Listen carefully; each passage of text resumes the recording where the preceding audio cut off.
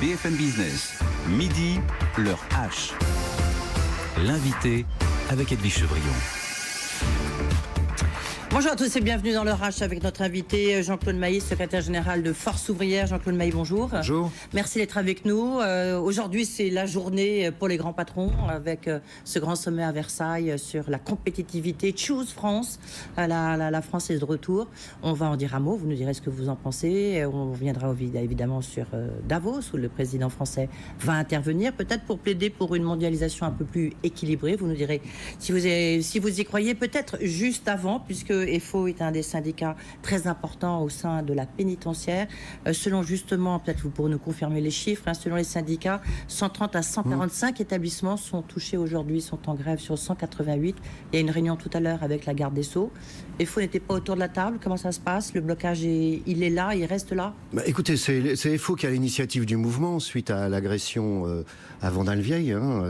Après, deux autres syndicats nous ont rejoints. Après, il y a eu des positions différentes entre les organisations syndicales. D'un côté, EFO qui était sur les questions sécuritaires, les questions indemnitaires et statutaires, et deux autres syndicats qui étaient uniquement sur le sécuritaire. Et ce qui était quand même curieux, au minimum, c'est une maladresse du gouvernement. Ils ont choisi de discuter avec deux sans discuter avec EFO. C'est pas qu'on n'a pas voulu à la table des négociations, c'est qu'on nous a fermé la table des négociations. Moi, j'avais prévenu le gouvernement, c'est une erreur magistrale. Et on voit le résultat aujourd'hui, puisque le pseudo-accord a été rejeté. Et donc maintenant, il faut que le gouvernement débloque la situation dans les discussions avec les syndicats, à la fois sur les questions sécuritaires, mais aussi sur les questions indemnitaires. Donc l'heure est à la négociation, mais il faut faire vite. Nicole Belloubet reçoit EFO tout à l'heure aussi. Oui, heureusement. C'est vous qui avez passé des coups de fil pour essayer d'arranger la situation. C'est pas faux, ça fait partie de la fonction. Juste, est-ce que vous, c'est sur des questions salariales que vous exigez, en tout cas des mesures? Il y a des mesures, j'ai pas le détail, je suis pas un spécialiste de ces questions, on a un syndicat assez important dans le dossier, il y a à la fois des questions sécuritaires, vous savez, moi, régulièrement, je visite des établissements pénitentiaires, il y a encore un mois, j'ai visité un établissement, c'est tendu partout, c'est pas nouveau. Bon, plus que quelques incidents ou accidents ces derniers temps, donc il y a l'aspect sécuritaire, à Borgo, à Vendin-le-Vieil et ailleurs, et il y a l'aspect également indemnitaire et statutaire sur les donc vous attendez quoi? Qu'est-ce qu'il faudra qu'elle...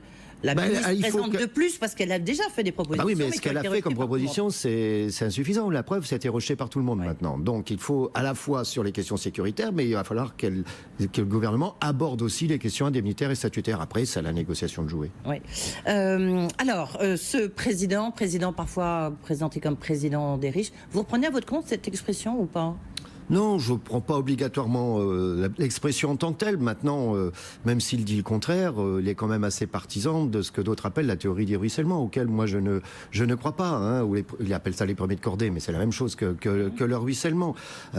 Donc ça, je considère que ça ne fonctionne nulle part, cette théorie du ruissellement. Après, il y a eu des dispositions de caractère fiscal qui ont été prises, la flat tax, l'IFI, enfin l'impôt sur l'immobilier, la remise en cause de l'ISF, bon, la CSG, certains vont quand même y perdre de l'argent, je pense aux retraités ou à certains indépendants. Donc, il y a un déséquilibre. Oui. Aujourd'hui, il y a un déséquilibre, c'est clair. Il y a eu plus de dispositions pour les plus aisés que pour les moins aisés. Oui. Alors maintenant, il va falloir rectifier ça d'une manière ou d'une autre. Oui. Lorsqu'on regarde l'étude de l'OFCE, il y a une perte de pouvoir d'achat, contrairement à ce que dit le gouvernement. Après, il y a des questions de savoir si on prend en compte, ce que prend en compte du reste l'OFCE, la question de la hausse des tabacs, de l'essence, etc. Oui, mais est-ce que pour vous, il y aura à la fin de l'année un gain de pouvoir d'achat ou pas pour les Français, l'ensemble des Français? L'ensemble des Français, je pense pas. Certaines catégories, oui. L'effet CSG... Les salariés. L'effet CSG va jouer. Si vous diminuez la cotisation et que vous remplacez par de la CSG, il y a un effet sur la fiche de paye. En même temps, il y a les négociations de salaire qui ont lieu. Alors, du côté de l'État, c'est plutôt bloqué, mais pour les agents de l'État, mais dans les entreprises...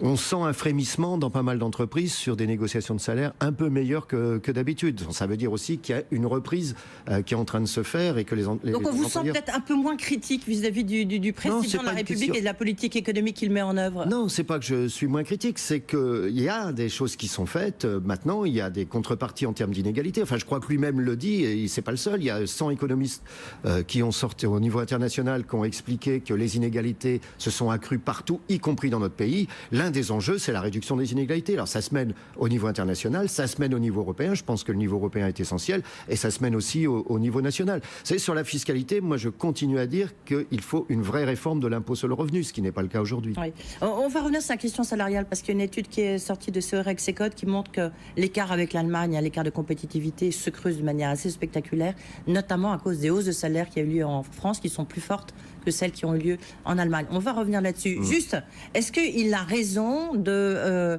réunir 140 patrons comme ça pour leur dire venez investir en France?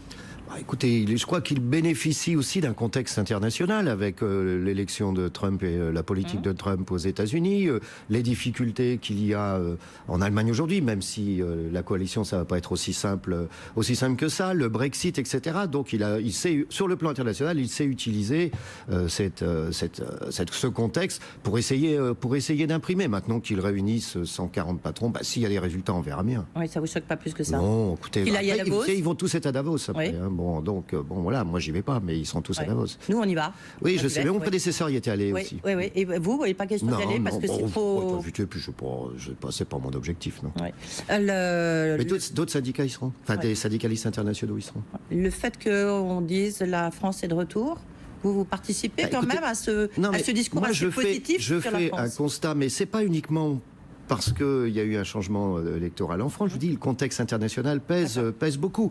Et c'est vrai que quand je discute, ou quand je suis à l'étranger, que je discute, la France est vue différemment, ça, on ne peut pas dire le contraire. Ouais.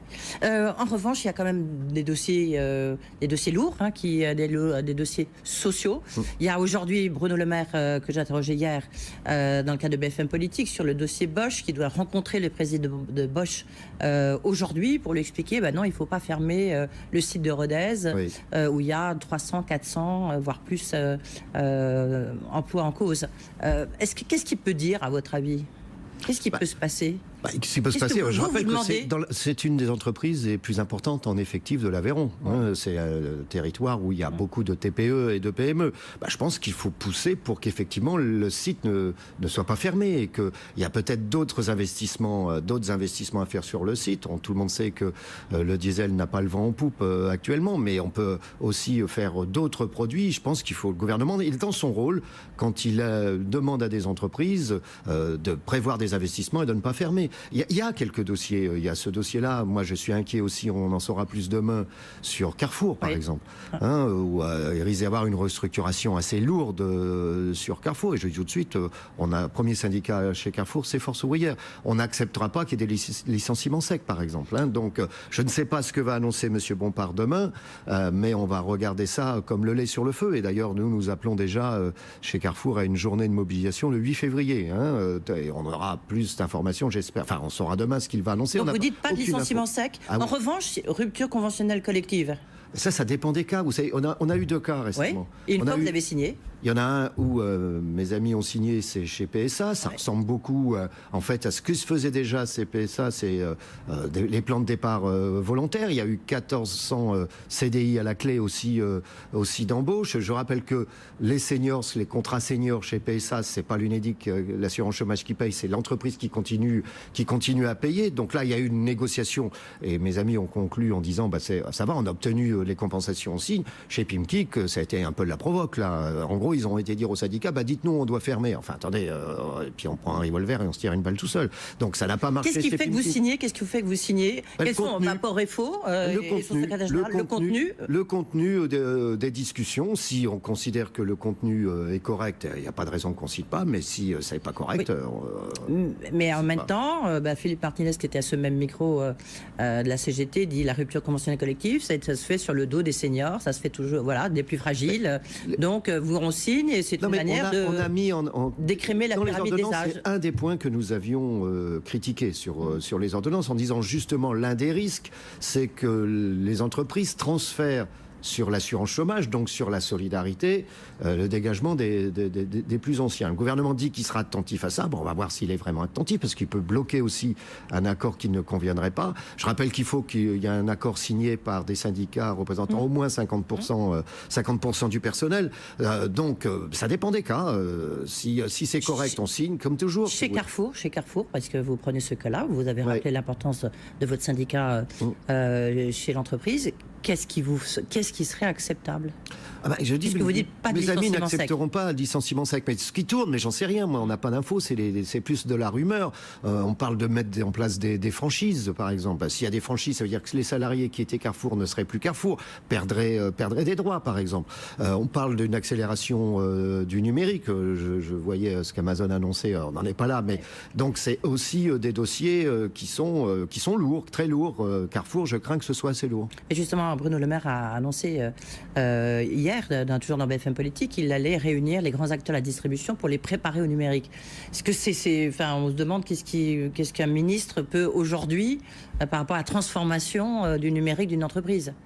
Beaucoup d'entreprises, oui, mais beaucoup d'entreprises investissent aujourd'hui dans le numérique. Alors, vous savez, personne ne sait exactement. On pense que 10% des emplois sont menacés, mais que 50% des emplois sont concernés par le numérique. Alors, il est du rôle du gouvernement d'attirer l'attention et essayé d'avoir une vision à moyen et long terme sur ces questions-là. Je vous rappelle que M. Villani est chargé aussi d'une mission sur l'intelligence artificielle, etc. Nous, c'est des thèmes qu'on travaille également, mais on sera très vigilant à la fois sur les conditions de travail, sur les rémunérations, mais également sur les emplois en tant que tels, c'est évident.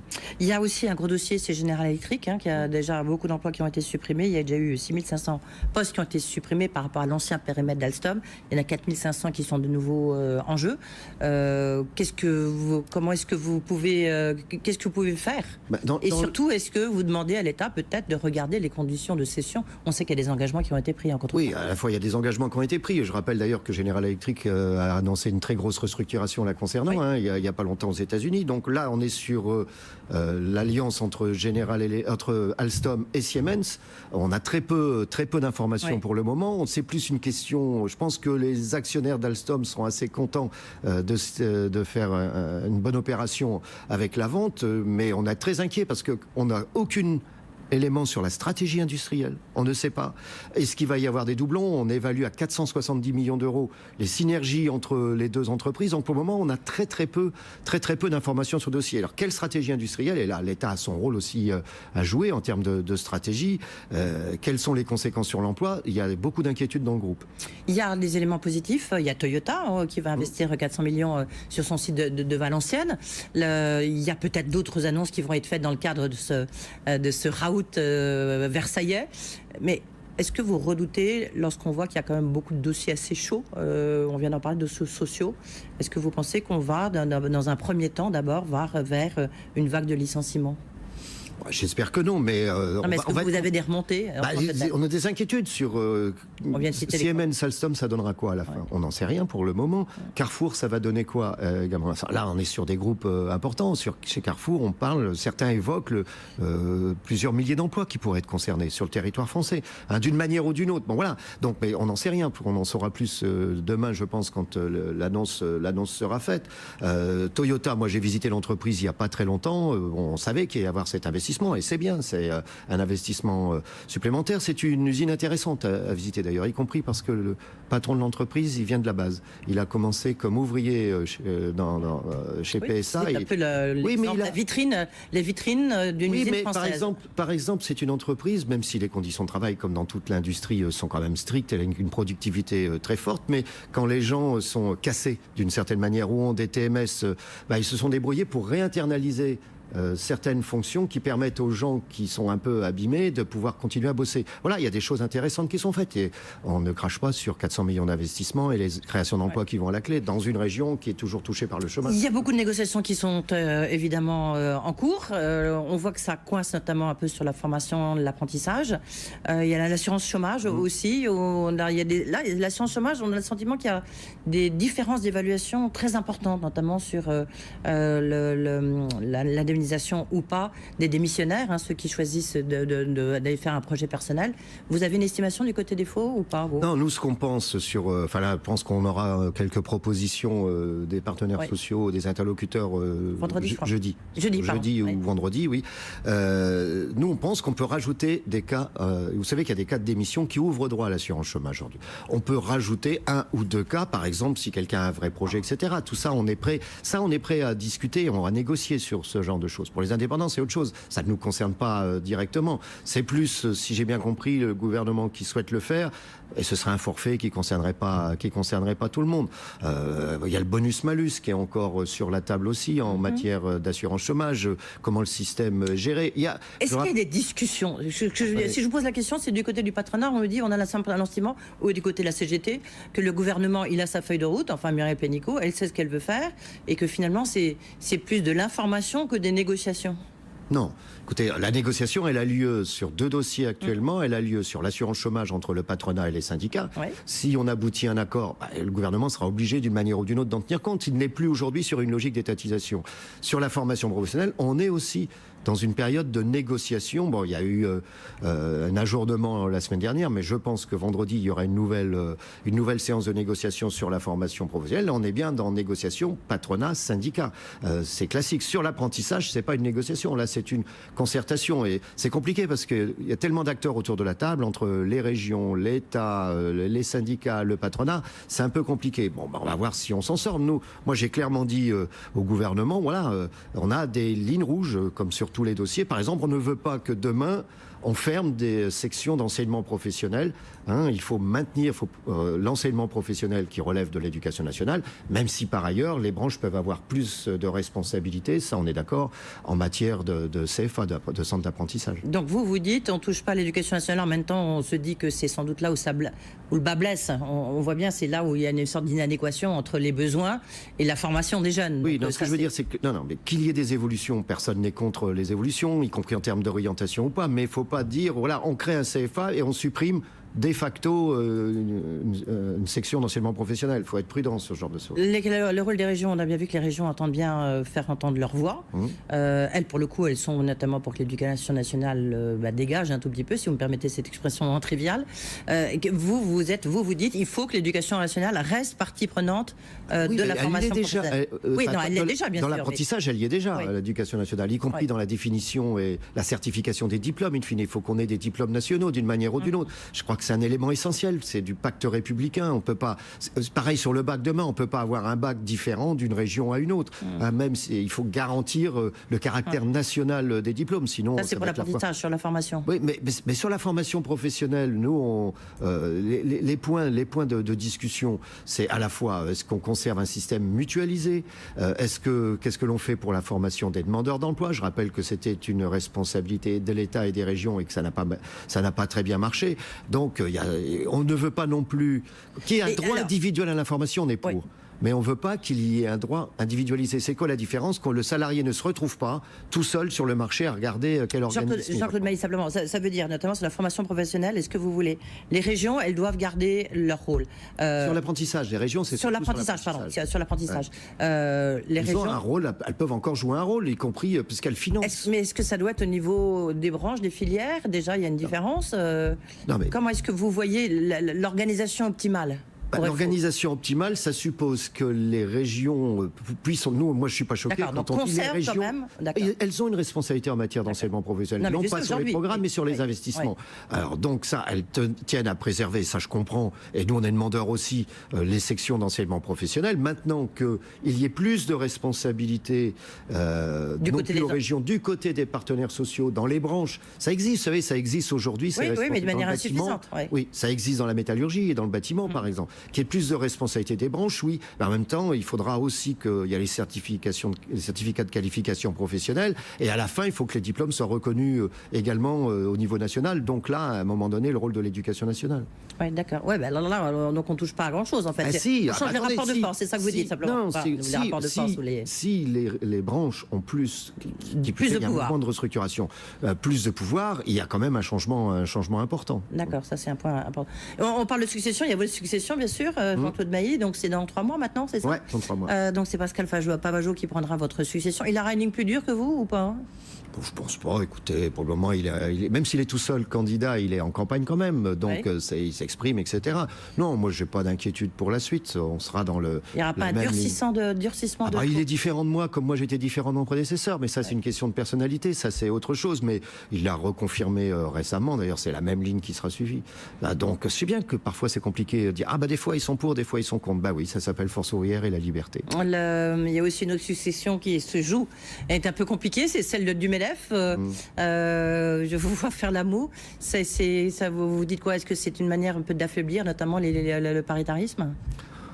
Est-ce que vous avez un profil idéal? Je sais bien, je vais pas annoncé le profil idéal, je vais pas fragiliser celui ou celle qui pourrait l'avoir. C'est pas pour l'instant, il n'y a pas beaucoup de femmes, donc. Oui, c'est pas de ma responsabilité. C'est bien que c'est pas votre responsabilité. Bon, c'est quand même un peu curieux, quoi. On se retrouve avec une multitude de candidats. Ça se prépare des successions. Oui. J'ai pas le sentiment qu'elle était très bien préparée, celle-là. Bon, c'est leur problème, c'est pas. Oui, la question, est-ce que la CGT est vraiment en perte de vitesse ou pas? Il y a des chiffres qui sont sortis dans le cadre enchaîné. J'ai posé la question à Philippe Martinez, qui évidemment a réfuté cet argument, mais il y a des élections qui vont être très importantes dans l'État. Je ne sais pas sur les adhérences, c'est eux qui peuvent le dire. Moi, mais si on regarde des grandes élections qui ont lieu dans de grandes entreprises ces derniers temps, il y a plutôt une tendance qui n'est pas très positive, je vais dire ça comme ça. Le grand enjeu, c'est la prochaine élection sur la fonction publique. La fonction publique, c'est le 6 décembre. 6 décembre, c'est les 3 fonctions publiques, c'est plusieurs millions de personnes qui sont appelées à voter. C'est la territoriale, c'est l'hospitalière et la fonction publique d'État. Et l'hospitalière, je rappelle d'ailleurs qu'il y a une journée de mobilisation le 30 dans toute la France, appelée à l'initiative de FO, mais maintenant tout le monde appelle, y compris les usagers, sur la situation dans les EHPAD, qui est une situation catastrophique. Oui, absolument. Merci beaucoup, Jean-Claude Maillet, d'avoir été avec nous, secrétaire général de Force ouvrière. Voilà, dans un instant, c'est le replay des experts de Nicolas Dose. Nous, on se retrouve ce soir, bien sûr. Rendez-vous du Cercle des économistes avec Laurence Boone et Anton Brender. On parlera notamment des 1 an de Trump. Bonne journée d'ici là.